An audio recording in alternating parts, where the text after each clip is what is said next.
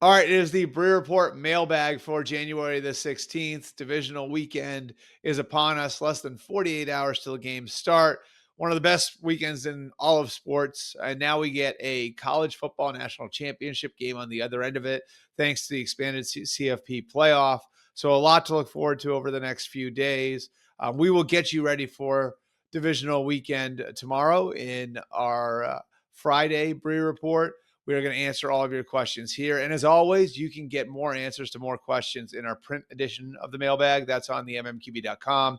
You guys can check that out online. Our first question for this week for the video edition of the mailbag. This is from Cobb Darab. I think that's right. Cobb Darab. At Cobb Darab. What's the likelihood Coach Prime leaves Colorado at all, much less for the Cowboys? Cobb Drab, I do not think that he's going to leave Colorado. My guess would be that part of this is to try and get a new contract with the Buffaloes. He certainly deserves it based on what he's accomplished over 2 years. It's pretty remarkable. But if this did get more serious and they did go down the road, I could see Deion Sanders being a successful NFL coach. I do think he has some of the things that you need to be a good NFL coach. The first thing is the level of engagement he's going to be able to get from his players. I think it's going to be automatic, and it doesn't last forever. Yeah, eventually have to give him the answers to the test, but guys like Dan Campbell, Mike Vrabel, DeMeco Ryans can walk in the room and win that sort of engagement right away because they have the respect to the players in the room. It's something other coaches have to earn over the course of months, sometimes years. If you're as an ex-player, you can stand at the front of that room and get that level of engagement. And I think it's even at a higher level with Deion because of the way he's revered by players across the NFL. I can tell you when I worked with him at NFL Network and I would walk into NFL locker rooms with an NFL Network mic flag, they knew I worked with him. Almost every conversation ended with "Tell Prime I said what's up," even though I wasn't in the studio with Prime ever much at all. They all felt the need to say to me, "Hey, make sure you tell Deion I said hello."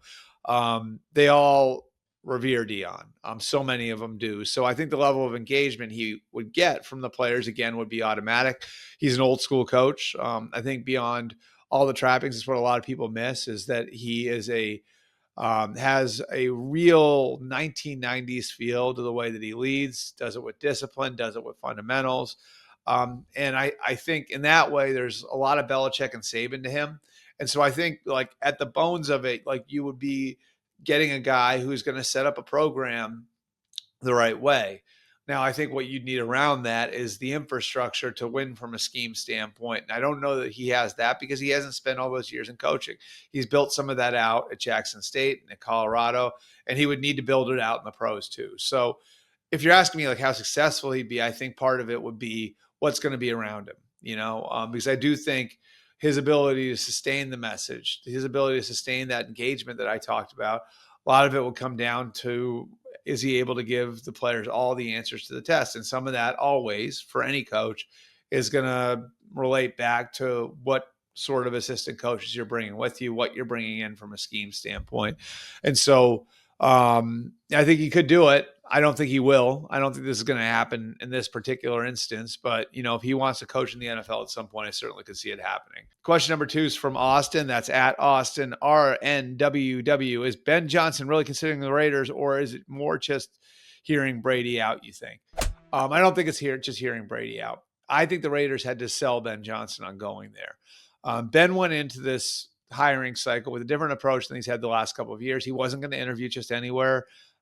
He also didn't want to embarrass teams. So there was some, hey, like we're probably not interviewing with you guys, so just don't even bother putting in the request. We'll save you the trouble.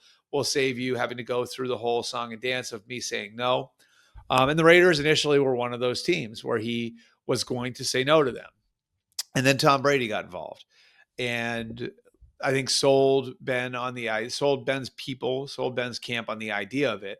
And through that process, they were able to kind of lay out this plan for Ben, like, hey, we're going to have more infrastructure, more resources here because this is not just Mark Davis's operation. Now, Tom Brady is a part of that. Tom Brady was a spokesman for this and was the guy who is selling it. But it's more than just Tom Brady. It's Tom Brady involved, but he's not going to be there on a day-to-day basis. It's other guys investing in the team now. Egan Durbin, who's the CEO of Silver Lake, is an important figure. He bought 7.5% of the team, and some of that private equity money is now going to be flowing back in. So they're going to have more resources there. And I think what the Raiders have to offer that the Bear that's a little different from the Bears and the Jaguars is a blank slate. Now, there's not a lot to work with from a talent perspective there right now. I don't think anybody would question that. But that also gives you the chance to build it in your own image and do it your way. And if they're going to give you enough runway to do that, that's appealing to some coaches. Like, some coaches might not want to go into a situation where you're inheriting somebody else's quarterback. You're inheriting these veteran players.